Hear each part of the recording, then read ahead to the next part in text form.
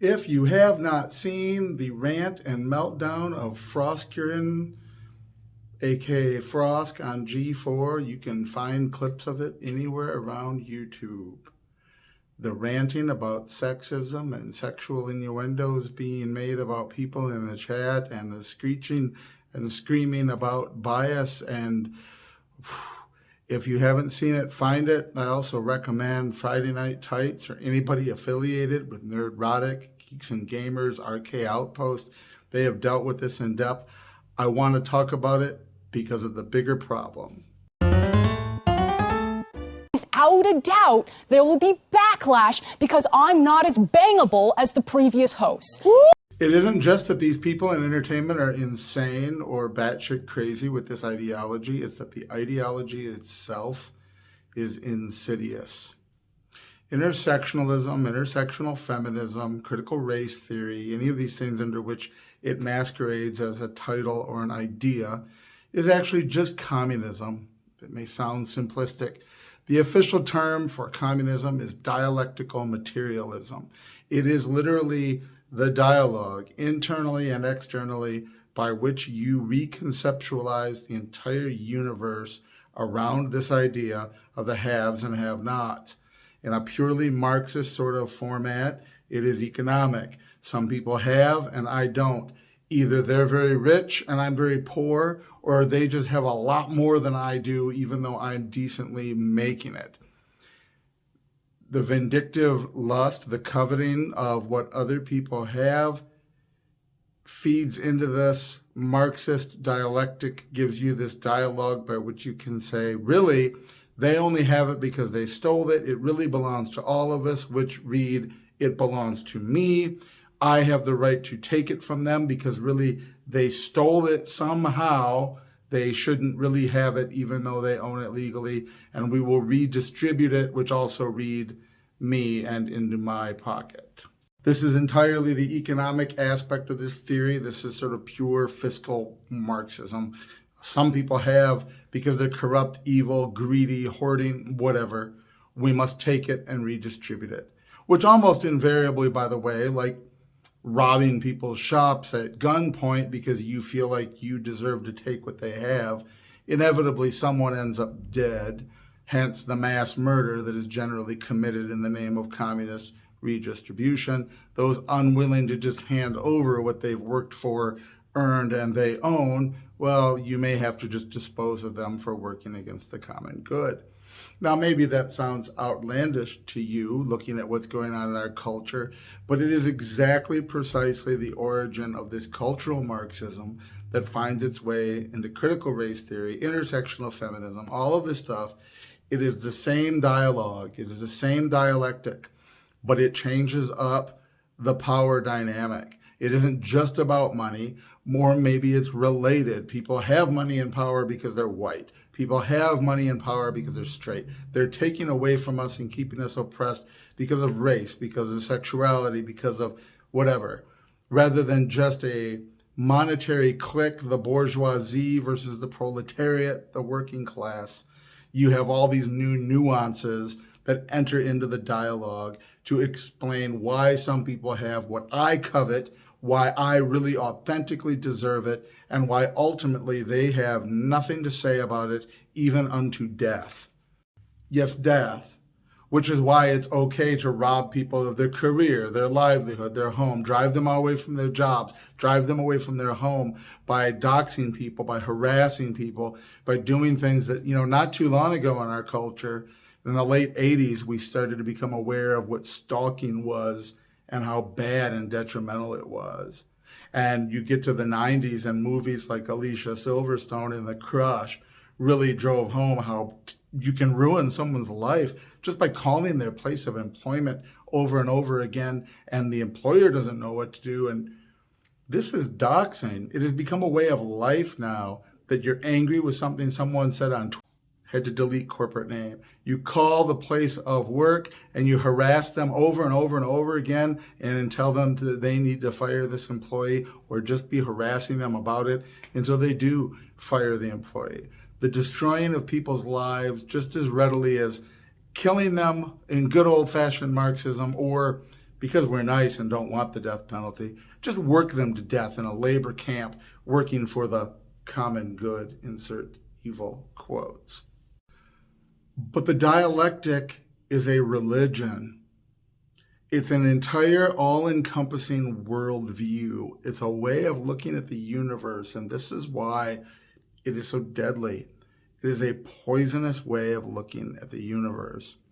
If you look at the world through the eyes of the dialectic, and increasingly this is what young people have been taught to do at school over the last 20 plus years.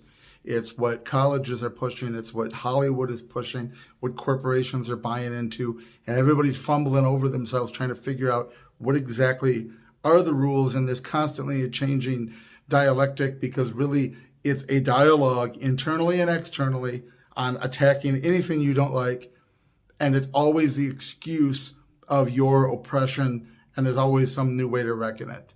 And so now we have people that maybe check one box because of their race, but they happen to be straight, they happen to be Christian. What boxes do you check, and how does this work? But the real problem that underpins it, despite all the chaos, is that perception of the universe that one adheres to that becomes self-reinforcing. So I'm a quarter Chinese. If I tell you that any bad thing happened in my life, I lost my job, or just because they're racist and they hate Chinese people, you can't tell me otherwise, because you don't know. My authentic lived experience determines what happened. Not even what actually happened. You see, the person that caused me the problem, if they happen to be white or they happen to be gay, or I happen to be gay and they're straight, whatever, there's always the built-in excuse. This is why it happened.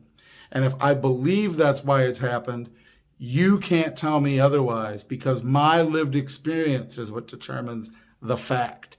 And the person that did it to me, it doesn't matter what their real motives were. I get to assign what their real motives were, because the power dynamic has shifted because of the dialectic, you see. The one who can claim to be oppressed has all the power. They can define up and down, right and wrong, and whether the earth is flat, given enough time, because everything revolves around their authentic lived experience, not about objective reality. And now, of course, we've been seeing this addressed. 2 + 2 = 4 is racist math. What I just said about objective reality is racist thinking. Any idea of objective truth means you're just browbeating people into submission, which means science has to go, research has to go, the facts have to go. I could do anything for whatever reason tickles my fancy, but if someone who checks more boxes than me decides I did said thing for this reason, I'm too privileged to even know the real reason I did it, and I can't even tell them, and I can't. This all relates directly to these ridiculous meltdowns, like this thing that we saw this Frosk lady do on G4. Let's just come out and start attacking the audience. Let's start attacking the chat. Hey, I am all for banning people in social media spaces if it tickles your fancy. I have a page dedicated to my dogs. Someone shows up there because it's public and starts trashing me because of my religion, I'm going to ban them, because that's not the time, that's not the place. People show up on my YouTube videos and they give me horrific insults. I'm happy to have the interaction. What I have noticed, though, overwhelmingly, there's like 99 times out of 100, a really nasty comment will disappear within a few days. It's like when they don't get the response they're looking for, when I'm not allowing myself to be drugged. I don't care what their attitude is, because I don't engage them and get into some ridiculous heated argument. They go away and realize maybe that they didn't want me to have the comment. I don't know, but they seem to disappear. So depending on the context and place, I'm certainly not suggesting you can never ban people. But if you're doing a public show for public consumption and people are on there filling up your chat stream with how not bannable you are, and this is what happened on G4, and especially compared to a previous host, you've got engagement. By all means, come to my channel. I'll take 5,000 people in the chat room telling me how ugly I am. Please inflate my channel and draw attention to it. Why would, but this is how this intersectionalism, this is how the dialectic works contrary. It's ruining this poor woman's life. This Frosk, and I'm not Frosk's life is being ruined because she can only see the world through her gender and her appearance. And people are, oh, it must be sexism that you're putting me. It can't be that you were wrong about a bunch of facts and you'd gotten a bunch of things in articles incorrect. It has to be about your gender. Imagine that. You're living under this oppression and you're the one that's done it. You did it. You oppressed yourself because maybe none of that had anything to do with your gender. But now it's woe is me, I'm oppressed because of my gender. And maybe there's a handful of people out there for whom it's your gender. To hell with them, to put it as nicely as I want to put it on a video. Why would you let that bother you? And yet, so she is miserable, she's wretched, she's screeching at the audience, which is now miserable and wretched, and nobody's happy. And blaming everything that ever has gone wrong in her universe on her gender, and she's right, and the entire world is wrong, and everybody out there in the chat has to be banned, silenced, shut up, ignored, because she's living in that intersectional universe. The dialogue in her dialectic materialism and various ism-archaeobia focused dialectics has put her in a position where her universe is wrapped up in that view, and it cannot include anyone or anything that disagrees with that view. This is why they're making crappy shows. And again, crappy shows, crappy movies, terrible things are being done to intellectual property. I talk about this all the time. But the reason they can't write a good story, and it isn't just them, right? It's the same reason why people of faith don't generally make good movies about Jesus. Unbelievers make a movie about Jesus and it's bad because they're just wanting to attack Jesus. Believers make a movie about Jesus and it's usually bad because they're so wrapped up in their divinity of that everything that he says looks like he's got light behind him and he sounds like he's strumming a harp, because they can't seem to separate. When the ideology is your only basis for telling the story, the odds are very high that you're not going to tell a very good story. Now, if you have an idea for a superhero that is of a certain gender or a certain sexuality or something like that, and you start from scratch, you might be able to write a very compelling story.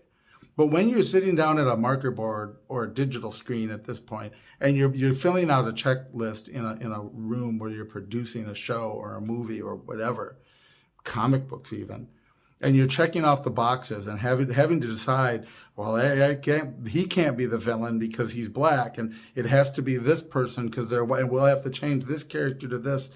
That's how you get crappy writing. When the message is the movie, the story, you're only making propaganda, you're not making art. Real art always does carry a message and an ideology, but it carries it within the art. The art form is the medium by which you are communicating something.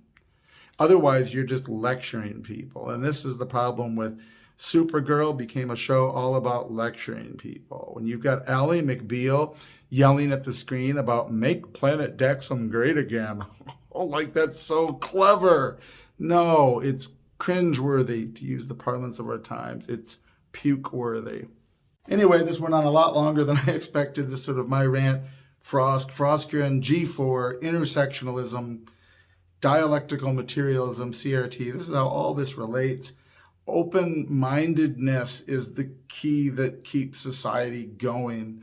The scientific method, sharing of ideas, you name it, growth, learning, development, everything stagnates under communism. Technology stops, the economy stops, everything becomes third world. This is the ideological example of that.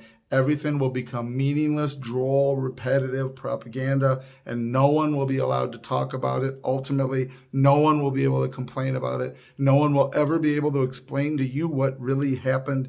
You will go through life like Scooby and Shaggy, believing that you're seeing ghosts because you will not allow the other people in the mystery machine to explain to you what really happened and that you were just smoking a lot of dope.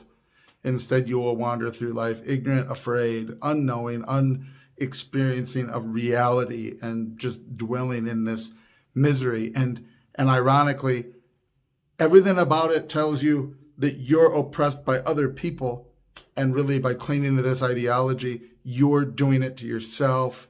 And not to sound Buddhist, your misery comes from within you. It's not the world. It's in how we perceive it and how we interact with it.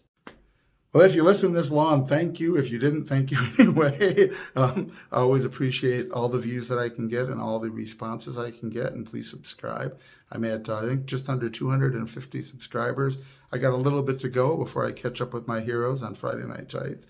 I don't expect to ever do that. It's mainly for me to be able to have my ideas recorded in the infinite posterity of the Borg collective that is the internet. Live long and prosper, and I'll see you again when I have something else to review or talk about.